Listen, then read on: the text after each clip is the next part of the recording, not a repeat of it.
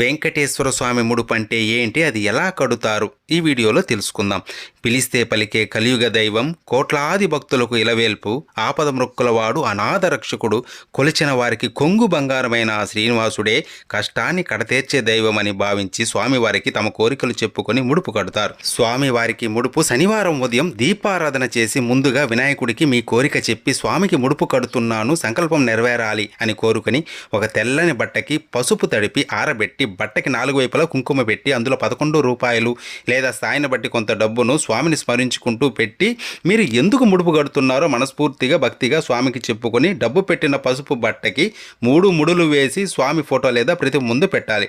కోరిక తీరాక ముడుపుతో దర్శనానికి వస్తానని ముందే స్వామికి మాట ఇవ్వాలి. స్వామి అష్టోత్తరం గోవిందనామాలు ప్రతిరోజు చదువుకోవాలి. కోరిన కోరిక తీరిన తర్వాత స్వామి దర్శనం చేసుకొని ముడుపుతో పాటు కొద్దిగా వడ్డీని కూడా కలిపి స్వామిని తలుచుకుని ఉండిలో వెయ్యాలి.